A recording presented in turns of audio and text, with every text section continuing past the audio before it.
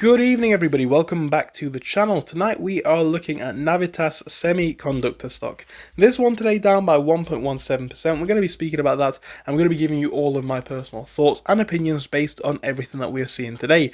If it does sound like a good episode, please do make sure to leave a like and subscribe to the channel. As always though, I am not a financial advisor and this is not financial advice, so make sure you are doing your own research and coming to your own conclusions.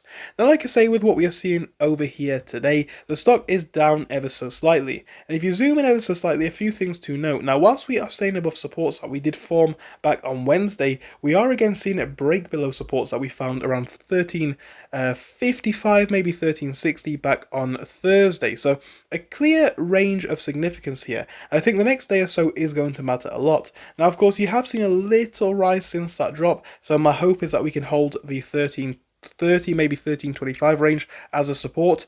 If you can't, you could be looking for a push down to 12.50s yet again. Now, levels to break to the upside. Initially, very close. You're looking at around the 14.15 mark. If you can see a break to the upside past that, I'm looking at 14.35, then possibly up to 14.80, 14.85. A push above that could take us onto numbers such as $15, 15.20. A push above that could take us onto 15.30, and maybe even the 15.60 range. These are the key numbers that I'm looking for, but I am happy with how we are consolidating overall. It's very important to see this one begin to move up tomorrow and into the next couple of days, and again, hopefully for a breakout of some of those key levels. However, that is just my personal thoughts and opinions. I'd love to hear yours in the comments though. Thank you for your time, and goodbye for now.